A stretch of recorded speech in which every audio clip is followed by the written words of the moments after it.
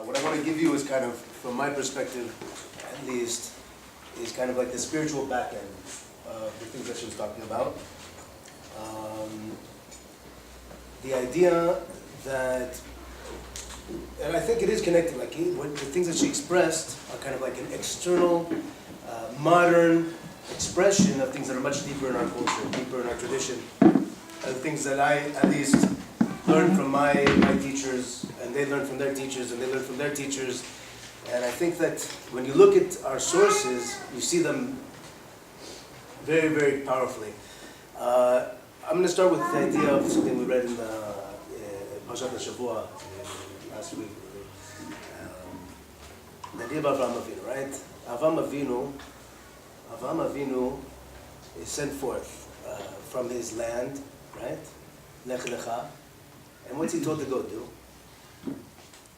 Canaan. What's that? Canaan. To Canaan, it's Canaan. But what's he told to do? It says Lech Lecha, right? To the what? Land I'll show you. No. It says, go forth to the yeshiva that I'll show you. And there I'll make you to a great religion. Okay, we all know it doesn't say that. And there's a purpose why it doesn't say that. It doesn't say go forth to the yeshiva, I'll show you and make you to a great religion. Because that's not the purpose of the Jewish people. Now indeed we have powerful spiritual teachings. We have our Torah. Those of you, the Torah is like the soul of the Jewish nation, of the Jewish people. But there's a mission that the Jewish people have. And the mission is, and this is the message that Hashem gives to Abraham, and this is the story of the Jewish people, and this is the narrative of who we are. The narrative that we've been telling ourselves, that you see it in our tefillah, in our anyone who lives connected to who we are, lives this idea.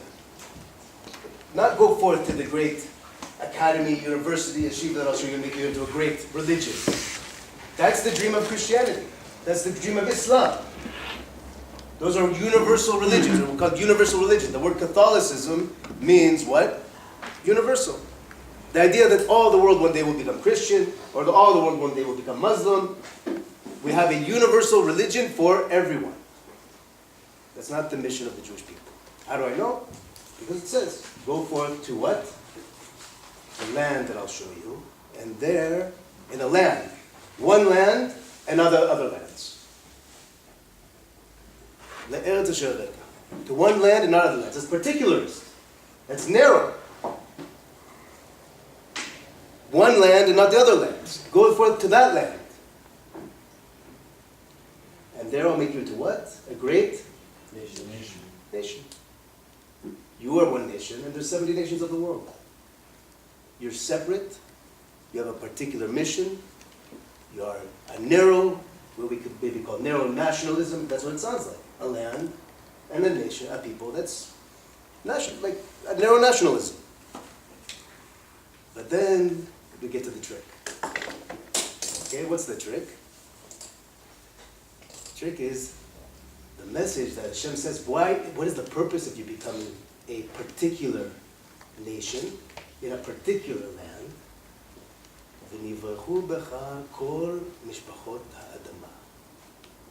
And when you fulfill your mission, what will happen? ונברכו בך, what is נברכו בך?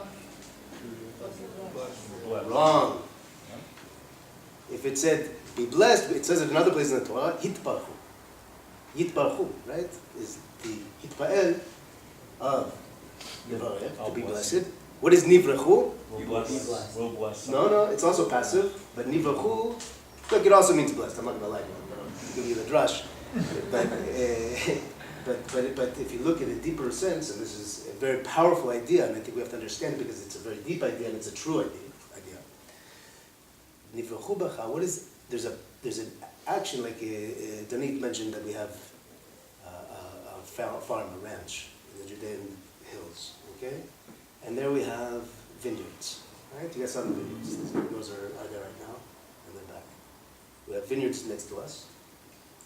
A vine has a very interesting quality. What you can do with a vine is you can take the arms of the vine, and what do? You stick it in the ground, and then what happens? Another shoot comes up. Okay? That action is called havracha. That action is called havracha. So when Hashem says, "V'nivrachu b'cha kol mishpachot adama," what does that mean? That there's going to be an action of havracha. In other words, there's 70 nations of the world, and each of these nations of the world, you have, he says, Abraham, I'm giving you a particular mission. You are going to be a particular people in a particular land. But know that the whole purpose of you being that narrow, particular identity is what? That all of the families of the earth shall be what? Blessed by you in the colloquial sense, but shall be like grapevines that are planted inside of you and come out as a new grapevine. In other words, by you fulfilling your mission, all the peoples of the earth are going to take on a new identity. All the peoples of the earth, the Chinese, the Americans, the Swedes, the Arabs, the Americans, they're going to take on a new identity by their connection to you and who you are. And now, why did I say this is tricky? Because here we have a particular nationalistic mission, and if you look at, for example, European-style nationalism, what is European-style nationalism? I'm a people with my land, I'm a Frenchman on French territory, against the German in German territory, against the Russian in Russian territory. Nationalism in the European sense is what? Is nothing more than an extended form of egotism. In other words, I look out for myself, that's egotism. Egotism, we all know, is negative. Nationalism in the European sense is nothing more than an extended egotism. So now instead of me just looking out for myself, I look out for those who are like me. Like, I'm a Russian, so I look out for the Russians. I'm a German, so I look out for the Germans. I'm a Frenchman, I look out for the Frenchmen. Against the other. But now what happens with true Hebrew nationalism or Jewish nationalism or the mission of the Jewish people? What happens is the exact opposite.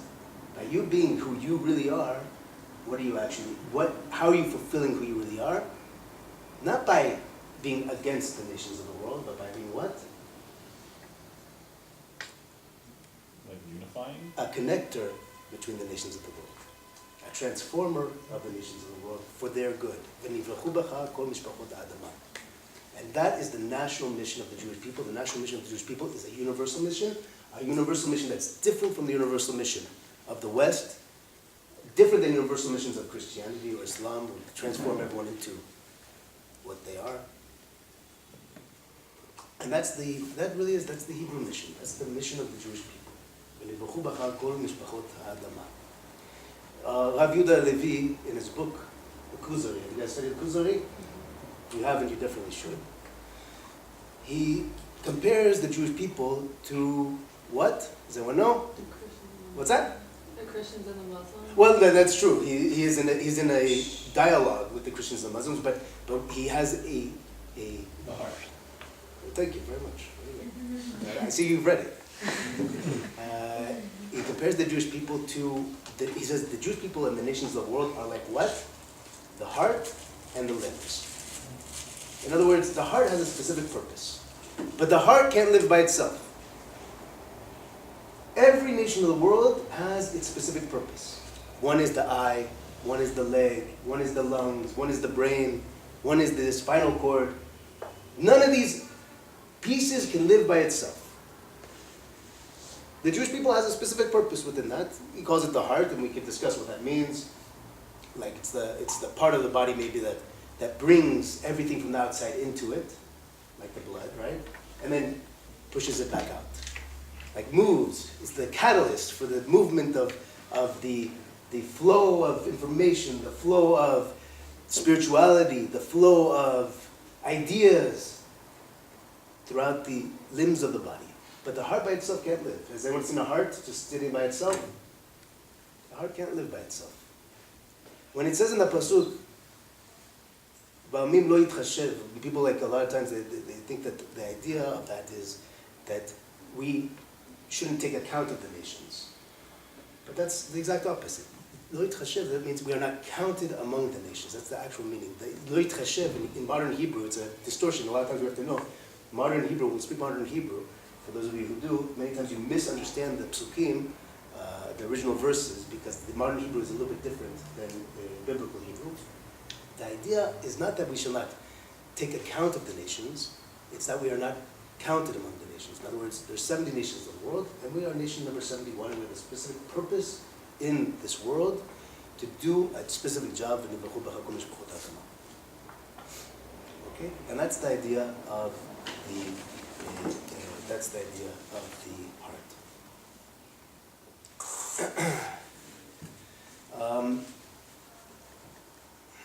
So, how do we do this? How do we do this? And how are we supposed to do it? Obviously, first of all, we have the mission to be a Mamlech HaKohanim Kadosh, a kingdom of Kohanim, of priests, Goy Kadosh, and a holy nation. Holy nation, right? Not a holy religion, a holy nation. But you cannot be a Kohen, you cannot be a priest, a Kohen, unless you're serving someone. Like the Kohen is a go-between. He's a mitavech. He's the piece that goes between, like let's say in a pagan religion, between the gods and the people, right? He's like a go-between. But if you're a go-between, that means you have to be connected. You have to be connected. But at the same time, we have to be particular. That's the trick. That's the place where we are. Particularism and universalism. And that's a game we're always playing with ourselves. And that's a game that the Jews have been playing for generations upon generations upon generations. All the way back to when we were in Egypt.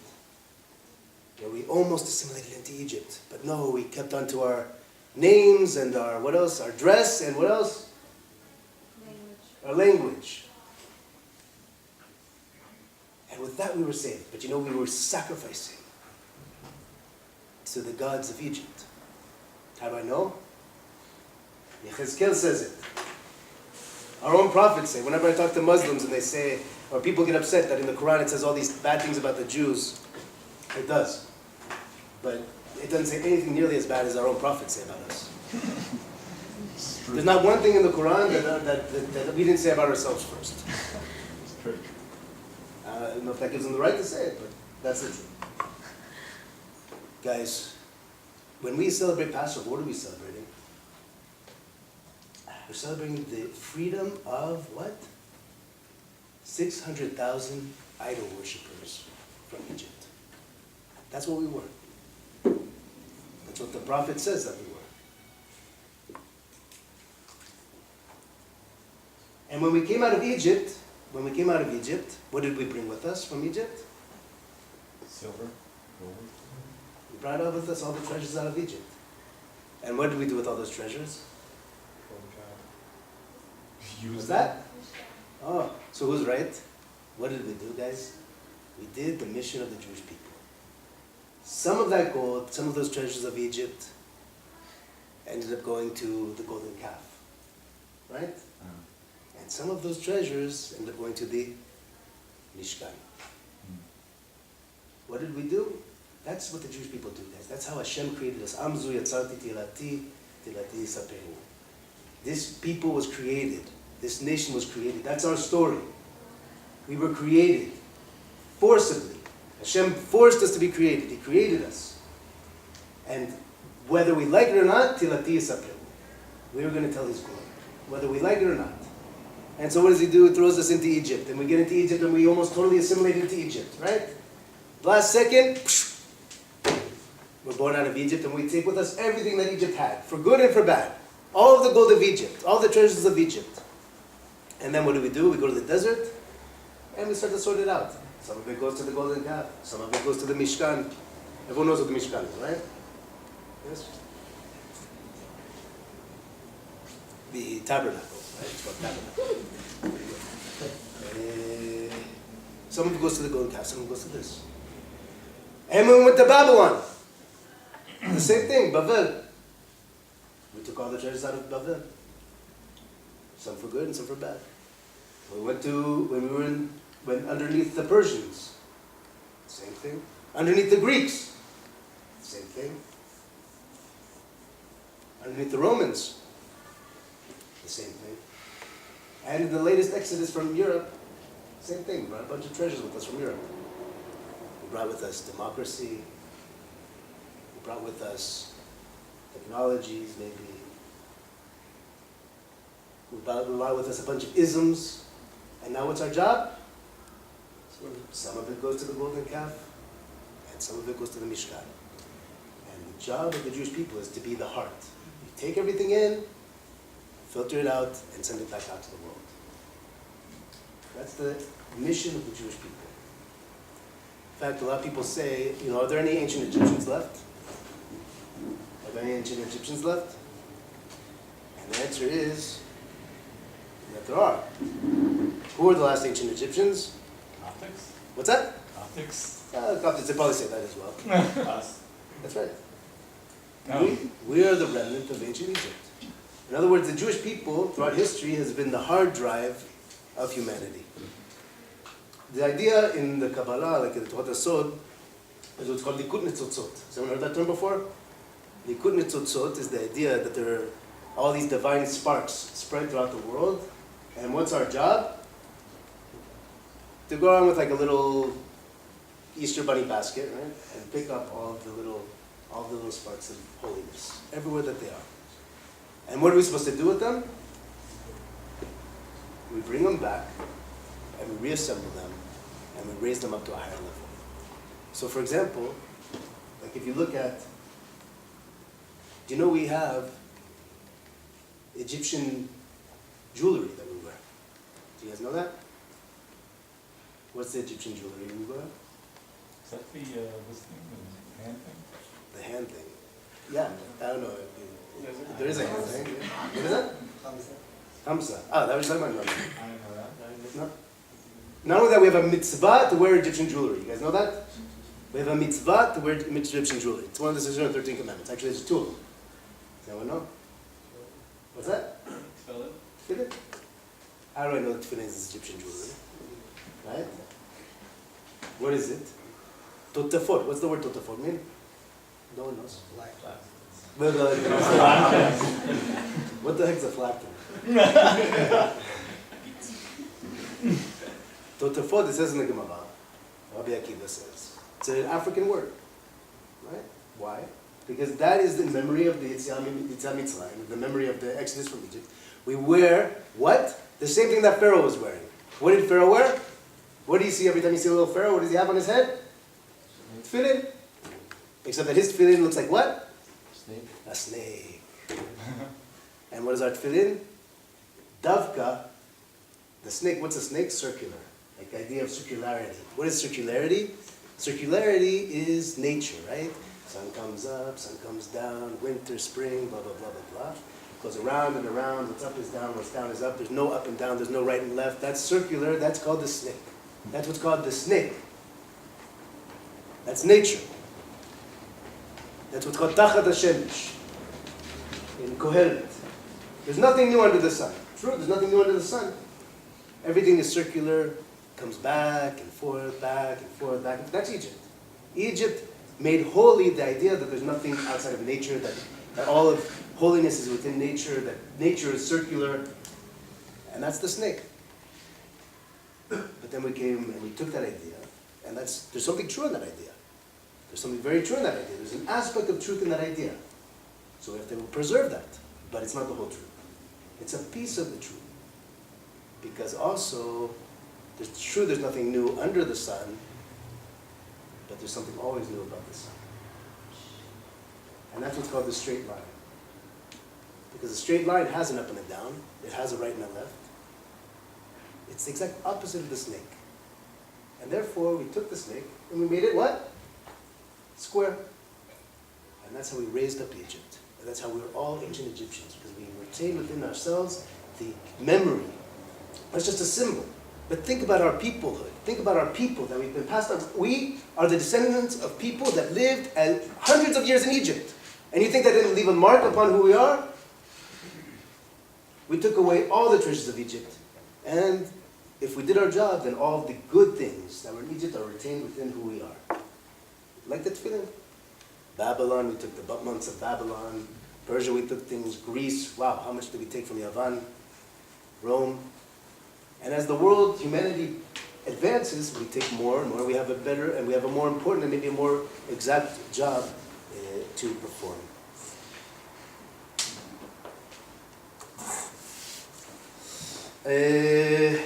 And that's why in the Gemara, it has this weird thing that says, Atem kuim adam, ve'enu motoram nikrim adam. You guys heard that before? What does it mean? It's in the discussion of something else. It's in the discussion of tumat met, of ritual impurity. About like when someone dies in a tent, right? What's that? When someone dies in a tent and like, does their body cause ritual impurity or not? And the Gemara says only a Jewish body does. By the way, even if a Jew, God forbid, left the fold of our people, his body still has ritual impurity. And the pasuk, the verse that they use, it says, it's a verse from also from Yechezkel, if I'm not mistaken. It says, Atem kuim adam, you are called what? Adam. You're called man, and the nations of the world are not called man. Therefore, only when a man dies in the tent, and the people of Israel are called man. That sounds a very racist thing. Only the Jewish people are called man, and none of the nations of the world are called man. They're not called man, and immediately all the Mifalshim jump upon it and they say, "What are you talking about? We know that even Rabbi Meir said that even a Gentile that studies Torah is greater than the Kohen Gadol. How can you say such a thing?" And they go on to explain, and this is the answer is that the Jewish people, it's the same idea. That idea that seems so particularist, so narrow, is actually the most universal idea that there is. Why? Because what is it saying is that every nation of the world has its own little way of being man. But the Jewish people is all of that. It has to have all of that in it. And that's why you see when you walk around the streets of Jerusalem or you walk around, you see Jews from 120 countries. Each of them has carried with them their treasures that they've brought here back to the land of Israel in this generation. You see there are also Gentiles who have joined the Jewish people, and there's a path to joining the Jewish people in a full way and bringing all the treasures that they have within the Jewish people. You see Jews from the east, from the west, from the Arab, from the Muslim countries, from the Christian countries. You see here Jews that have connections to all the different isms that there are out there. In fact, one of our talents, let's say the dark side of the Jewish people, the dark side is our ability, if every people has to correct itself, right? One of the things that we do to correct ourselves is Abraham's father. What was Abraham's father's name? Terach. What was he? What was his job in life? What did he do? He sold what? He didn't just sell them. What was he? He made idols. What is making an idol? What does it mean to make an idol? It means that people were sensitive over the idea that this people, the family of Terach, of Avraham, of Nahor, of Haran, had the talent to do what? What's an idol? Make God present in the world? To make ideologies. Right? Little pieces of gods. Right? Little gods and goddesses. And they came to him and said, Terach, I want communism. Here you go, Marx. I want Christianity. Here you go, Jesus. Do you guys know that there was a Yemenite Jew who wrote the Quran? That's a whole different story. Also, Shiism was also, there's a very prominent theory that there was a Jew who was involved in creating Shiism to try to destroy Sunni, but that's a whole different story. I want all these different isms, the nation of the world feel and sense that the Jewish people can be a source for good and for bad. For good and for bad. But that's one of our talents. And that's the talent of Terach. And that's what the people identified. The people identified him as being a source for all these different isms. And our correction is to do what? Go from Terach to Avraham. What did Avraham do? He realized that all these different isms, if each ism stands by itself, it's really nothing.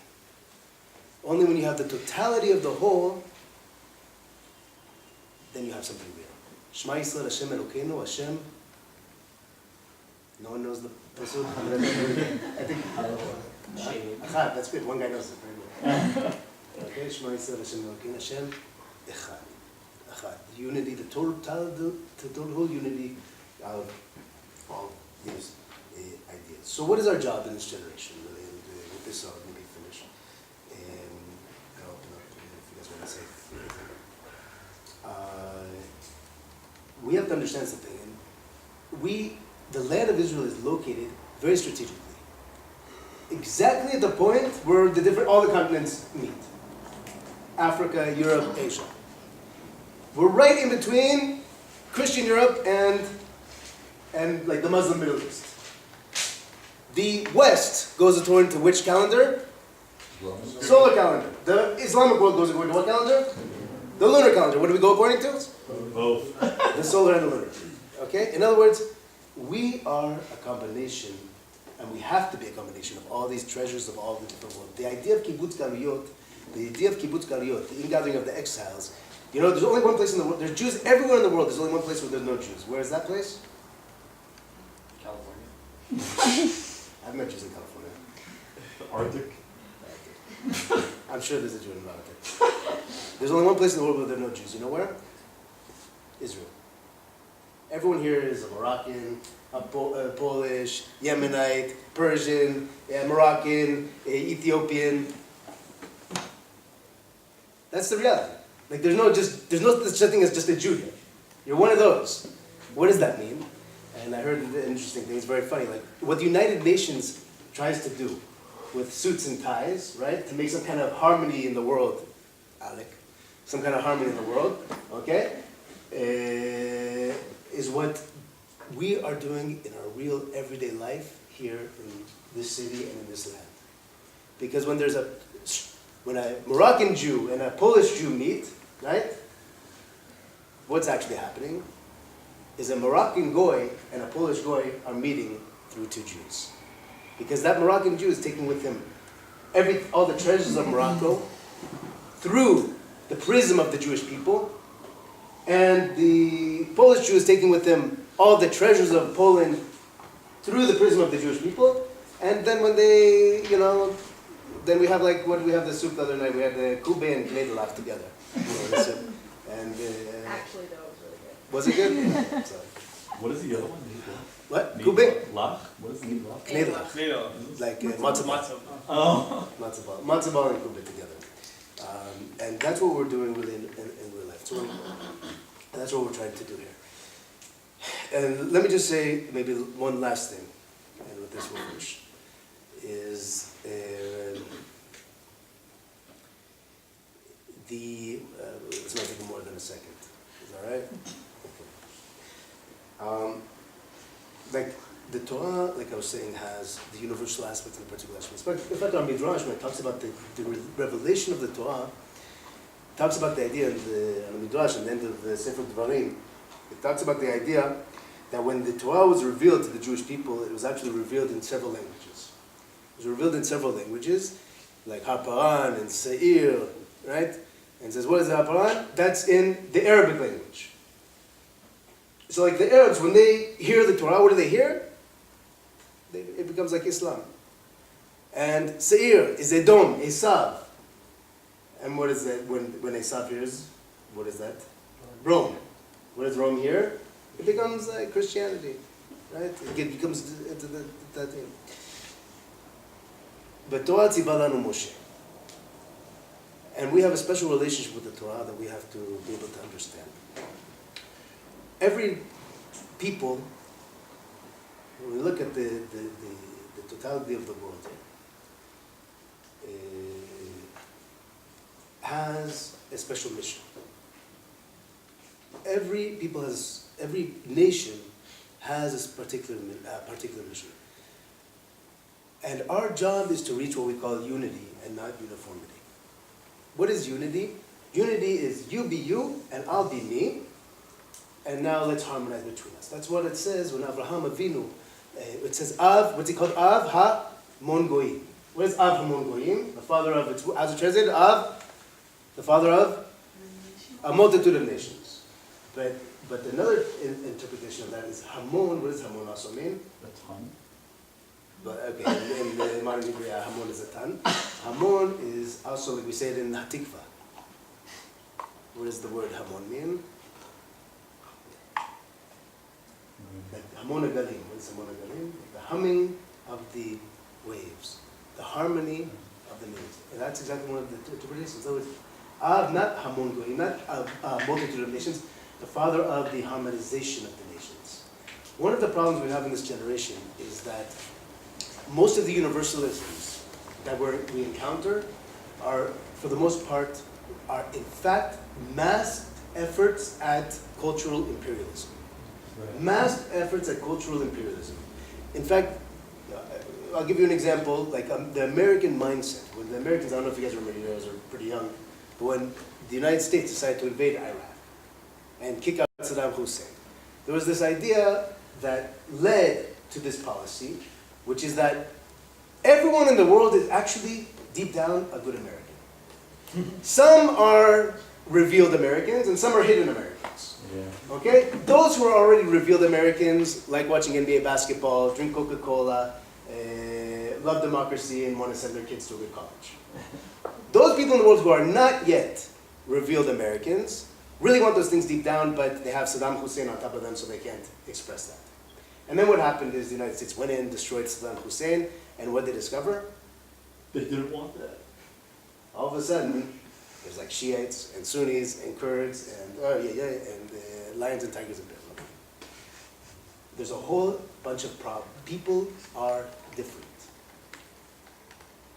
Not only different in a very external sense, like in America where we talk about multiculturalism. What is multiculturalism? Multiculturalism is we're all the same, but you have a leprechaun on St. Patrick's Day, and I put out fireworks on Chinese New Year, and you put out a menorah on Hanukkah. And then we think that we're all different. We think that we're all celebrating our differences. Guys, those are cosmetic, external, tiny differences. The kind of universalism that expresses those ideas is really trying to wipe out the different identities as they exist because they cannot understand that there are even different identities. How could anyone not want the American dream? How could anyone not want it? It's unfathomable. People don't even understand it. Maybe people in this room don't understand. There are people who don't want the American dream. You know what? There's people in this world who believe deeply. They're willing to fight and kill and die for the things that they believe in. That's really weird. The kind of vision that we have to be able to promote for the world, is the idea of true unity. True unity means that we're different. Because if we're all the same, and I force us to be the same, what am I really saying? If you're not just like me, I hate you. I cannot like you. But if I recognize that you are different from me, that you're something separate from me, that the Arabs are different from us. Look, there's a place we're all the same. We're all from Adam Rishon and Chava. We're all the same. But there's differences. Europeans are different from us. Africans are different from us. Everyone's different. And they should celebrate their differences in a real way, in a deep way, which means different ideas, different beliefs. And our job is to take those differences and to connect them together. That's Nivrochu B'cha Kol Mishpachot Adama, to take those different vines, put them into a single source, not to destroy those vines, but to have the new vines shoot up, connected to the same earth, to the same land, into a new reality. Nivrochu B'cha Kol Mishpachot Adama, and that's the vision of our prophets. V'lo yisa goy al goy cherev, that there shall be no more war, and that nation shall not raise up sword against nation, that we should live in harmony together one with the other. Why did the Prophet have to say that? Because the natural state of affairs is for nation to be at war with nation. If all your nationalism is about is your particularism, me against you, then the natural state of affairs is war. Like economics, as we talk about it in the Western style economics, where it's clear everyone wants to maximize their utility. And then that makes them at war and competition with all the others. Every nation's at competition with the others. That's the reality. The United Nations tries to, in a very Romanesque sense, try to make some kind of order by creating all these formal laws that have no relation to what people really are, and then makes them all wear funny ties. Our job is to say no. Our job is to say no. Our job is to say the vision of our prophets. The vision of our prophets is that there should be harmony between mankind by us all being connected to the same source, but being different, and to transform the nations back into what they originally were, and that's the whole story of Bereshit. What were they originally? We weren't nations, what were we all? Families. transform the nations back into families. Families have relationships between them, friendly relationships between them, neighborly relationships between them. And that's the idea of unity as opposed to uniformity. And that is something like that we do naturally, whether we want to or not, something we have to be aware of. I think it's something that's happening. In any case, it happens in any case. And that's the reality of Amzu Yitzhak Titirate Saperu, whether we like it or not, this nation was created, those people have emunah, that is our task, that's our role in this world, to be the heart, and to fulfill the task of Abraham. Okay. So just a few thoughts. That's why I said, like, it's kind of like what I see, at least as a spiritual back end of the things that Shona was talking about. So let's maybe we have a couple minutes just for some questions, and then yeah. So how do you reconcile when two cultures or two ideas are very much in clash with each other? When one of them is infringing upon the other one to the point where they both can't exist, how would you then say multiculturalism would be able to occur? Explain what do you mean that they both can't, they cannot? Like if, for example, if one ideology has a concept that they need to be the ones in control of the entire globe, for instance. Yeah. And their ideological beliefs should be the I guess the founding principles of that globe that they take over. So, but there are many other cultures and many other religions and many other people. So in that case, how do you reconcile? The way that you fight in ideas, and this is true all the time, it's very simple. There's no one who's fighting for something that doesn't have some kind of truth underlying what they're fighting. There's not a thing in the world that doesn't have its place. There's not a man in the world that doesn't have his moment. Everything has some kind of truth in it, otherwise it wouldn't exist. And our job is, that's the idea of Likud Netzutzot, is to gather the sparks, is to emphasize the truth that's in that system. And then naturally what happens is what we call the klipa, the external husk, withers away. And that is the correct way to fight these things. No one would be fighting for something like even Americanism. Like I kind of made fun of it, right? What, you think there's no truth there? There's a lot of truth there. There's a lot of truth there. That's why it's so powerful. If there wasn't a lot of truth there, it wouldn't be powerful. In Egypt, there wasn't truth? Yes, there's truth. And it began the Mishkan. So that is what has to happen, and that is how I understand at least that we're supposed to. It's like the idea, and it says in the Zohar Kadosh, that one cannot sit in the yeshiva of Mashiach unless what? He knows how to make darkness into light. And that is the secret of this generation. We're at that place where the only way to fight, because if you fight wrong, you're actually making it stronger. You're making the other force stronger, you're making the evil stronger. You have to fight in a very clever way. And that is the way to fight in this generation. Anyone else? Yeah. How do we reconcile this idea with the idea of Amalek, that there is a nation out there that have such different ideas or like, not even ideas, but philosophies or anything that it is, that we clash with so much and we're supposed to wipe them out? It says in Amalek that we have to wipe out his memory where? They would know. Where does it say? Mitachat l'shamayim. Amalek has no place mitachat l'shamayim, but he has a place above the shamayim. Ma'al l'shamayim yesh lo makom. And indeed, that's one of the maklokot of our Rishonim, whether an Amaleki can be a ger or not, and under what conditions. And we know that the children of the Amalekim taught Torah in Bnei Barak. How can that be? That's a question that Rishonim deliberate over. In other words, yes, there is a reality where we have to wipe everything out. That's right. But there's also a place even for that. Also, can you say that like the identity is so, like what they're contributing is so nothing, like they're like gematria is suffix. So like everything they're contributing is just something that we just don't want anything a part of. Why? It's contributing a lot. What would we be without safek? What would we be without doubt? We would think dogmatically. We would think that we always know the answers. We don't know any answers. We don't know anything. If you don't have doubt, then you have no emunah. If there was an Amalek, you would have no Emunah. If there was an Amalek, there would be no Israel. So that has a place. So you have to kill them also. Anyone else? Yeah. Could I say you're advocating for like there's like a cultural relativism where you can't really judge another culture based on your own criteria? On like could you can't say like the United States, which is like a very civilized society, and then you go to like a different society where you steal something, you have to chop off your hand, or you look one way. You can't say that there are societies which are in essence better than other societies.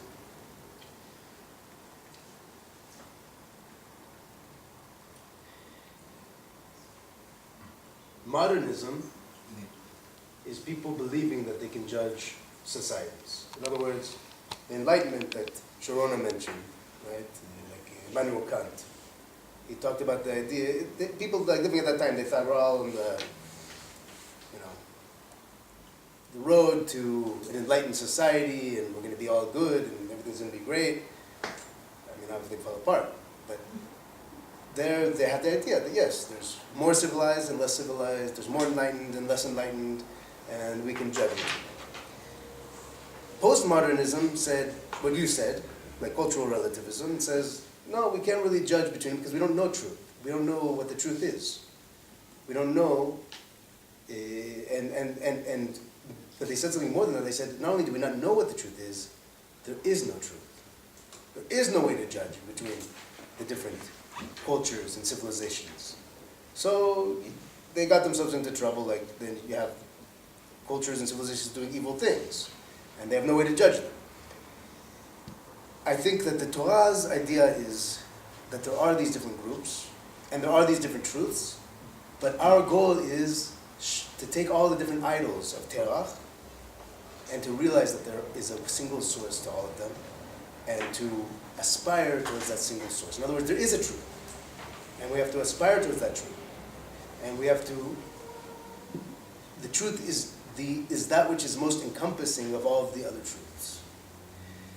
And then we come to a place where, yes, there's a way to judge, and the question is, how then are we to judge under those circumstances? So I'm not advocating relativism, moral relativism or cultural relativism by any means, but I think that the test by which we're able to judge the nations, that's what it says in our Torah, that's the idea of Ki mitzion tetzei Torah u'dvar Hashem miYerushalayim. The word of Hashem will come forth from Jerusalem to where? To all the nations of the world. There has to be that one point, Zion, that one focal point from which all the nations of the world are actually can be, and that's the idea of that there is a place to be judged. The problem is that we're not at the point where we are ready necessarily to do so. We like know the criteria. I'm sorry? We don't like know the Right. criteria. It's a matter of us reaching a higher level. What I'm saying is we have to be at a place. I wouldn't go back. Postmodernism has its problems. Cultural relativism has its problems. The effort to go backwards to modernism or to the ability to judge is destined to fail. And what we have to be is in what I would call maybe postmodernism. Like, in other words, we encompass the truth of postmodernism and the truth of cultural relativism, but there's a higher truth that we aspire to. And that's based off your own morality, correct? Well, that's the idea of mishpachot adama. In other words, that there is a single, right, it's, I accept the idea that there's truth, for sure. So there is one morality, which is Not for everyone. the morality. Well, there is in our But Torah. it could be a big enough morality that can encompass all the ostensibly rival moralities that you think are in contradiction. Meaning the real morality could be so big and so broad that there's a lot of subsets of morality within them that we're just looking at it and seeing as being in conflict with one another. I think they're pretty much saying Let me just say it in another way. In our Torah, there's actually two religions. The Jewish people carry two religions. You know that. There's the religion for the Jewish people, which is the 613 commandments. And then there's the religion for the rest of humanity, which is what? The 7 Noah laws. Now, if you notice, the Sheva Mitzvot B'nai Noach have something very interesting.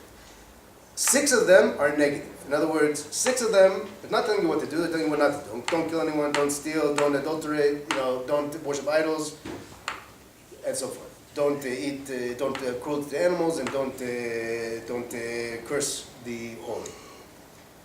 There's only one positive commandment. What's the positive commandment? Create courts of justice. Now, does it tell you how to create the courts of justice? Does it tell you that the courts of justice for the Americans is going to be the same as the court of justice for the Chinese, and the same as the courts of justice for the Arabs, same as the courts of justice for the Germans? No. In other words, the universal message is very, very limited, and then there's room for each culture on that basis, on that single little tiny basis, which is so important, that tiny basis. They're able to create their own cultural spheres and ideas within that. Of course, with coordination with the Jewish people, like that's the idea, because we're supposed to be the heart, and there's supposed to be communication, like the internet, connecting between all these different pieces. And the idea would be then that we should have 70 different yeshivot here in Jerusalem, with each nation of the world coming and bringing its ideas, and bringing its cultural ideas, and creating on that basis. Yeah. There's an excellent term for what you're talking about. It's called value pluralism. It's not moral relativism, because there are certain red lines that one cannot cross. But value pluralism says that there are certain values that are both equally valid and equal, but can sometimes even contradict in certain contexts. But that they're both equally valid, which is cool. Value pluralism. Value pluralism. All right. Anyone else? טוב, יאללה, שבת שלום, תודה.